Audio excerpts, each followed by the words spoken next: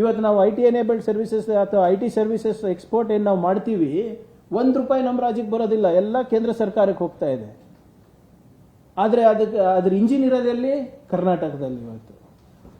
ಇವತ್ತು ನಾವು ತಮಗೆ ಕುತೂಹಲ ಇರೋದು ಯಾಕೆ ನನಗೆ ಅಮೆರಿಕಾದಿಂದ ಏನು ಡೆಲಿಗೇಷನ್ಗೆ ನಿರಾಕರಿಸಿದ್ರು MEA ಅವರು ಅಂತ, ಮಿನಿಸ್ಟ್ರಿ ಆಫ್ ಎಕ್ಸ್ಟರ್ನಲ್ ಅಫೇರ್ಸ್ ಅವರು ಅಂತ. ಹೋದ ಬಾರಿ ಹೋದಾಗ ನೀವು ಒಂದು ರಿಪೋರ್ಟ್ ಕಾರ್ಡ್ ಕೊಡ್ತೀವಿ.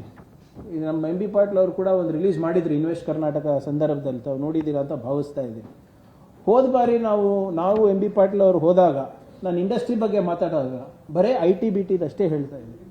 ಹೋದ ಬಾರಿ ನಾವಿಬ್ಬರೂ ಸೇರಿ 72 ಮೀಟಿಂಗ್ಗಳು 10 ದಿನದಲ್ಲಿ ಮಾಡಿದ್ವಿ. 72 ಮೀಟಿಂಗ್ಗಳು. ಅಲ್ಲಿ ಹೋಗಿ ಏನು ನಾವು ದಾಂಡ್ಯ ಮಾಡಿಲ್ಲ. ಅಮೆರಿಕಾನಲ್ಲಿರ್ಬೋದು, ಯುರೋಪ್ನಲ್ಲಿರ್ಬೋದು ಹೋಗ್ಬಿಟ್ಟು ಏನೋ ಟೈಮ್ ಪಾಸ್ ಮಾಡಿಲ್ಲ. ಹೋಗ್ಬಿಟ್ಟು ಎಲ್ಲೋ ಯಾವುದೋ ಒಂದು ಟೂರಿಸ್ಟ್ ಆ್ಯಕ್ಟಿವಿಟಿ ಥರ ನೋಡ್ಕೊಂಡು ಬಂದು ಫೋಟೋ ತೆಗೆಸ್ಕೊಂಡು ಇಲ್ಲಿ ಬಂದು ನಿಮ್ಮ ಮುಂದೆ ಕುಂತಿರಲಿಲ್ಲ. ಆ್ಯಕ್ಚುಯಲ್ ಕೆಲಸ ಮಾಡಿದ್ದೀವಿ. 72 ಮೀಟಿಂಗ್ಗಳಲ್ಲಿ ನಮಗೆ ಸುಮಾರು ಏನಿಲ್ಲ ಅಂದರೂ 30,000 ಅಪ್ರಾಕ್ಸಿಮೇಟ್ಲಿ ಒಂದು 30,000 ಕೋಟಿ ರೂಪಾಯಿ ಬಂಡವಾಳದು MOUಗಳು ಅಥವಾ ಭರವಸೆಗಳನ್ನು ನೀಡಿದರು. ಕಳೆದ 1 ವರ್ಷದ ಒಳಗಡೆ ಆ ಮೀಟಿಂಗಿಂದ ಇಟ್ಕೊಂಡು ಮೊನ್ನೆ state high level commission clearance committee ಒಳಗಡೆ ಆ ಅವಧಿನಲ್ಲಿ 1 ವರ್ಷದ ಅವಧಿನಲ್ಲಿ ಎಲೆಕ್ಟ್ರಾನಿಕ್ಸು ಮತ್ತು ಎಲೆಕ್ಟ್ರಾನಿಕ್ಸ್ ಮ್ಯಾನುಫ್ಯಾಕ್ಚರಿಂಗು ಮತ್ತು ರಿಸರ್ಚ್ ಆ್ಯಂಡ್ ಡೆವಲಪ್ಮೆಂಟಿಗೆ ಬಂದಿರೋದು ನಮ್ಮ ರಾಜ್ಯಕ್ಕೆ 21,842 ಕೋಟಿ ರೂಪಾಯಿ. ಇದು MOU ಅಲ್ಲ, ಇದು signed cleared by government of Karnataka. People are working. ಇದರಿಂದ ಏನಿಲ್ಲ ಅಂದರೂ 18,000ರಿಂದ 20,000 ಜನರಿಗೆ ಉದ್ಯೋಗ ಸಿಗುತ್ತೆ. This is the report of my last years visit along with Shri MB Patil saab. 21,000 ಕೋಟಿ ರೂಪಾಯಿ we have realised out of 30,000 crores. ಈ ಸ್ಟ್ರೈಕ್ ರೇಟು ಬೇರೆ ಯಾವ ಸ್ಟೇಟ್ನಲ್ಲ ತೋರಿಸ್ಬಿಡಿ ನೀವು. ಯೂಶ್ವಲಿ ಡೆಲಿಗೇಷನ್ಗಳು ಹೋಗಬೇಕಾದಾಗ ನಾವು ಯಾವಾಗ ನಮಗೆ ಸರ್ಕಾರದ ಸಹಾಯ ಬೇಕಾಗುತ್ತೆ. ಈಗ ನಾನು ಖಾಸಗಿಯಾಗಿ ಹೋಗ್ಬೋದು, but it will be on a tourist visa. ನಾನು ಖಾಸಗಿಯಾಗಿ ಹೋದಾಗ ಅಲ್ಲಿನ ಕಂಪನಿಗಳಿರ್ಬೋದು ಅಥವಾ ಅಲ್ಲಿನ ಲೋಕಲ್ ಗೌರ್ಮೆಂಟ್ ಇರ್ಬೋದು ನಮಗೆ ಸಹಕಾರ ನೀಡೋದಿಲ್ಲ, ಯಾಕಂದರೆ we are on a private visit. But ನಾವು ಸರ್ಕಾರದಿಂದ ಹೋದಾಗ, ರಾಜ್ಯ ಸರ್ಕಾರದಿಂದ ಮತ್ತು ಕೇಂದ್ರ ಸರ್ಕಾರದಿಂದ ಸಹಕಾರದಿಂದ ಹೋದಾಗ ನಮಗೆ ಒಂದು ಡಿಪ್ಲೊಮ್ಯಾಟಿಕ್ ಸ್ಟೇಟಸ್ ಸಿಗುತ್ತೆ. ಅವಾಗ ನಾವೇನು ಮಾಡ್ಬೋದು, ಅವಾಗ ನಮ್ಮ ಎಂಬಸಿಗಳಿಗೆ ಮಾತಾಡಿಬಿಟ್ಟು ಅಥವಾ ನಾವೇ ಖಾಸಗಿ ಕಂಪನಿಗಳ ಮಾತಾಡಿ ಅವ್ರ CEO, CMD, ಡಿಸಿಷನ್ ಮೇಕರ್ಸ್ ಯಾರು ಇರ್ತಾರೆ ಅವ್ರ ಜೊತೆ ನಾವು ಮೀಟಿಂಗ್ ಫಿಕ್ಸ್ ಮಾಡ್ಕೋಬೋದು. ಖಾಸಗಿಯಾಗಿ ಹೋದಾಗ ನಾವು ಮಾಡ್ಲಿಕ್ಕೆ ಆಗೋದಿಲ್ಲ. ಒಫಿಷಿಯಲ್ ಡೆಲಿಗೇಷನ್ ಇದ್ದಾಗ we can definitely will be able to do these things. ಹೋದ ಬಾರಿ ಅದಕ್ಕೆ ಆದಾಗ ನಮಗೆ 21,000 ಕೋಟಿ ರೂಪಾಯಿ ನಮಗೆ ಬಂಡವಾಳ ಬಂದಿದೆ. ಒಂದು 18,000 ಉದ್ಯೋಗ ಸೃಷ್ಟಿ ಆಗ್ತಾ ಇದೆ ಇವತ್ತು. ಆದರೆ ನಾವು ಡೆಲಿಗೇಷನ್ನಲ್ಲಿ ಇರಲಾರ್ದಾಗ ಅಲ್ಲಿ ಹೋಗಲು ಏನು ಪ್ರಯೋಜನ ಇಲ್ಲ. Until unless it is by invitation. ಈಗ ನಾವು ಇದು ಎಲ್ಲಪ್ಪ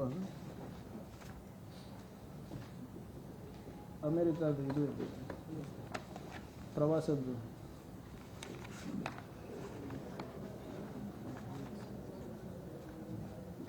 ಅಲ್ಲಿ ನಮ್ಮ 2 ದೊಡ್ಡ ಮಟ್ಟದ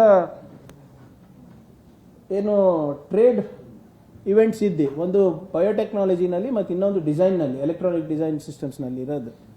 ಅದು ಹೊರತುಪಡಿಸಿ ಭಾಳ ದೊಡ್ಡ ದೊಡ್ಡ ಕಂಪನಿಗಳ ಜೊತೆ ಮತ್ತು ದೊಡ್ಡ ಥಿಂಕ್ ಟ್ಯಾಂಕ್ಸ್ಗಳ ಜೊತೆ ನಮ್ಮ ಸಹಭಾಗಿತ್ವ ಇತ್ತು. ಅಲ್ಲಿ ಮೀಟಿಂಗ್ಸ್ಗಳಿತ್ತು ಸಹಭಾಗಿತ್ವಕ್ಕೋಸ್ಕರ, ಬಂಡವಾಳದಗೋಸ್ಕರ. ನಾವು ಕೊನೆ ಗಳಿಗೆನಲ್ಲಿ ಯಾವಾಗಲೂ ಕೂಡ ನಾವು ಪ್ರಸ್ತಾವನೆ ಕಳಿಸಿದಾಗ ರಿಜೆಕ್ಟ್ ಆಗೋದು ಸಹಜ. ಅದು ಮಾನ್ಯ ಮುಖ್ಯಮಂತ್ರಿಗಳೇ ಒಪ್ಪೋದಿಲ್ಲ. ಇಲ್ಲಪ್ಪ ಇಷ್ಟು ತಿಂಗಳು ಸುಮ್ಮನೆ ಕೂತ್ಬಿಟ್ಟು ಲಾಸ್ಟ್ ಮಿನಿಟ್ನಲ್ಲಿ ನೀವು ಹೋಗ್ತೀವಿ ಅಂದರೆ ಹೇಗಾಗುತ್ತೆ ಅಂತ. ನಾವು ಇದನ್ನು ಮುಂಚೆನೇ ಪ್ಲ್ಯಾನ್ ಮಾಡಿ ನಾವು ಏನೇನು ಮೀಟಿಂಗ್ಸ್ಗಳು ಮಾಡಬೇಕು, ಎಲ್ಲೆಲ್ಲಿ ಹೋಗಬೇಕು, ಯಾರ್ಯಾರ ಜೊತೆ ನಾವು ಏನೋ ಸಂಬಂಧ ಬೆಳೆಸಬೇಕು ಅಂದ್ಬಿಟ್ಟು ನಾವು ಪ್ಲ್ಯಾನ್ ಮಾಡ್ಕೊಂಡಿದ್ವಿ. ಉದಾಹರಣೆಗೆ bio convention conference and exhibition ಇತ್ತು ಅಲ್ಲಿ. ಈಗ ಬಯೋಟೆಕ್ನಾಲಜಿನಲ್ಲಿ ಕರ್ನಾಟಕ ಹೋಗಿಲ್ಲ ಅಂದರೆ ಇನ್ಯಾರಪ್ಪ ಹೋಗ್ತಾರೆ? ಮಧ್ಯಪ್ರದೇಶ ಹೋಗ್ತಾರಾ? ಉತ್ತರ ಪ್ರದೇಶ ಹೋಗ್ತಾರಾ? ಮತ್ತು ನಿಮ್ಮ ಅದಾದಮೇಲೆ ನಮ್ಮ ಆಟೋಡೆಸ್ಕ್ ಇನೋವೇಷನ್ ಲ್ಯಾಬ್ ವಿಸಿಟ್ ಇತ್ತು, ಸೀಪೋರ್ಟ್ ಒಂದಿತ್ತು, ಮತ್ತು ಬಯೋ ಫೌಂಡ್ರಿ ಬಾಸ್ಟನ್ನಲ್ಲಿರುವಂಥ ಬಯೋ ಫೌಂಡ್ರಿ, ನಮ್ಮ ಮೊನ್ನೆ ಬೆಂಗಳೂರು ಬಯೋ ಇನೋವೇಷನ್ ಸೆಂಟರಿಗೆ ತಾವು ನೋಡಿರ್ಬೋದು, ಬೆಂಕಿ ಹತ್ತಿ ಅನಾಹುತ ಆಗಿತ್ತು. ಅಲ್ಲಿ ಹೋದಾಗ ಜನರು ಇಲ್ಲ ಸರ್, ಒಂದು ದೊಡ್ಡ ಮಟ್ಟದಲ್ಲಿ ಒಂದು ಬಯೋ ಫೌಂಡ್ರಿ ನಾವು ಮಾಡಿದ್ರೆ ಇನ್ನೂ ಹೆಚ್ಚು ವೇಗದಲ್ಲಿ ನಾವು ಕೆಲಸ ಮಾಡ್ಬೋದು ಬಯೋಟೆಕ್ನಾಲಜಿನಲ್ಲಿ ಅಂತ ಅವರು ಒಂದು ಏನೋ ಅವ್ರ ಸಲಹೆ ಮೇರೆಗೆ ಅವ್ರ ಜೊತೆ ಟೈಅಪ್ ಮಾಡಿದ್ರೆ, ಯಾರು ನಿಮ್ಮ ಬಾಸ್ಟನ್ ಬಯೋ ಫೌಂಡ್ರಿ ಜೊತೆ ಟೈಅಪ್ ಮಾಡಿದ್ರೆ ನಮ್ಗೆ ಅನುಕೂಲ ಆಗುತ್ತೆ ಅಂದ್ಬಿಟ್ಟು ಅವ್ರ ಜೊತೆ ಮಾಡಿದ್ವಿ. ಮತ್ತು ನಿಮ್ಮ ಏನು ನ್ಯೂಯಾರ್ಕಲ್ಲಿ ನಮ್ಮ EDC ಅಂತ ಇದ್ದಾರೆ, ಮತ್ತು ಕ್ರಿಂಡಲ್ ಗ್ಲೋಬಲ್ ಲೀಡರ್ಶಿಪ್ ಅವ್ರ ಜೊತೆನೂ ಕೂಡ ಮೀಟಿಂಗ್ ಇತ್ತು. ಹೀಗೆ ಹಲವಾರು ಇಂಪಾರ್ಟೆಂಟ್ ಕಂಪನೀಸ್ ಜೊತೆ, ಇಂಪಾರ್ಟೆಂಟ್ ಥಿಂಕ್ ಟ್ಯಾಂಕ್ಸ್ ಜೊತೆ ಮೀಟಿಂಗ್ ಇತ್ತು. ಅದಕ್ಕೆ ನಾವು 15ನೇ ಮೇ 2025ಕ್ಕೆ ನಾವು ಇಲ್ಲಿ ಮಾನ್ಯ ಮುಖ್ಯಮಂತ್ರಿಗಳು ಮೇ ಫಸ್ಟ್ ವೀಕ್ನಲ್ಲಿ ನಮಗೆ ಅನುಮೋದನೆ ಕೊಟ್ಟಿದ್ರು. ಸೆಕೆಂಡ್ ವೀಕ್ 15th ಮೇ 2025 ನಾವು ಡೆಲಿಗೇಷನ್ ಹೋಗ್ತಾ ಇದ್ದೀವಿ ಅಂದ್ಬಿಟ್ಟು MEAಗೆ ನಾವು ಕಳಿಸಿದ್ವಿ. 15th ಮೇ 2025 ಡೆಲಿಗೇಷನ್ನಲ್ಲಿ ಏನಿತ್ತು ಅಂದರೆ, ನಾವು ಇದೆಲ್ಲನೂ ಕೂಡ ಡೀಟೇಲ್, ಸುಮ್ಮನೆ ನಾವು ಅಮೆರಿಕಾಗೆ ಹೋಗ್ತಾ ಇದ್ದೀವಿ ಅಂತಲ್ಲ, we have given minute to minute programme so that they understand the importance of this. ಡೆಲಿಗೇಷನಲ್ಲಿ ಯಾರಿದ್ರು? Minister plus delegation of officers ಅಂತ ಇತ್ತು. ಮಿನಿಸ್ಟರ್ ಅಂದರೆ ಯಾರು? ನಾನು. ಡೆಲಿಗೇಷನ್ ಆಫ್ ಆಫೀಸರ್ಸು ನಮ್ಮ ITBT ಸೆಕ್ರೆಟರಿ, ಡೈರೆಕ್ಟರು, ಮತ್ತು ಯಾರ್ಯಾರು ನಮ್ಮ ಕನ್ಸಲ್ಟೆಂಟ್ಸ್ ಇದ್ದಾರೆ ಅವ್ರದ್ದು ಒಂದು 8 ಜನದಿತ್ತು. 15ನೇ ಮೇಗೆ ಕೊಟ್ಟಂಥ ಅಪ್ಲಿಕೇಶನ್ನು ಜೂನ್ 4ಗೆ ತಿರಸ್ಕಾರ ಮಾಡ್ತಾರೆ. ನಮಗೆ ತಿರಸ್ಕಾರ ಮಾಡಿದ್ರೆ ತೊಂದರೆ ಇಲ್ಲ, we have absolutely no problem if government of India is denying our visit based on some reasons. ಕಾರಣಗಳು ಕೊಡಲಿ.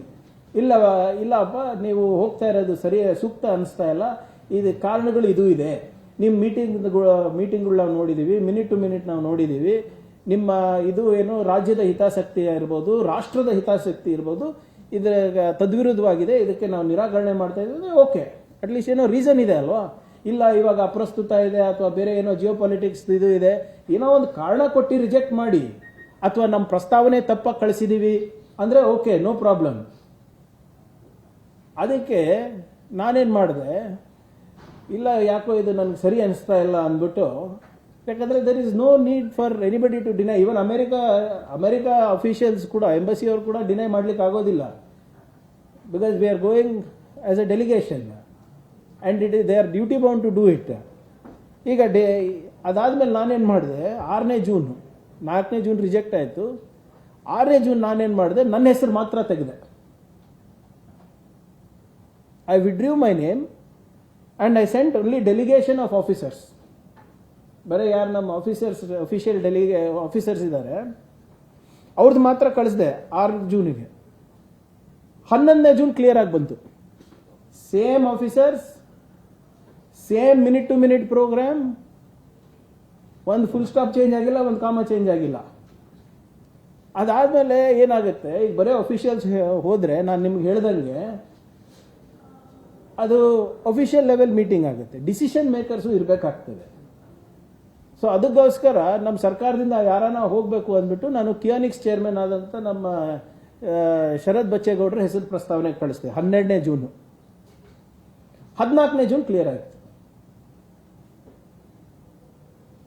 ಕ್ರೋನಾಲಜಿ ಸಮಜಿಯೇ?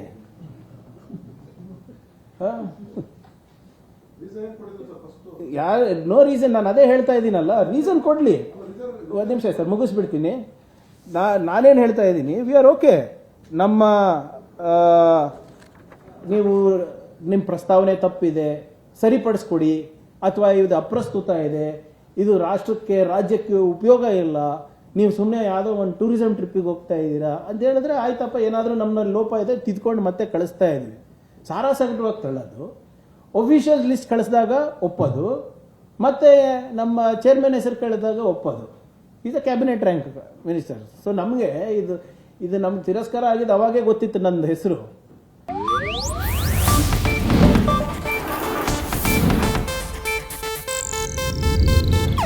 ಇದು ಏಷ್ಯಾನೆಟ್ ನ್ಯೂಸ್ ನೆಟ್ವರ್ಕ್ ಪ್ರಸ್ತುತಿ.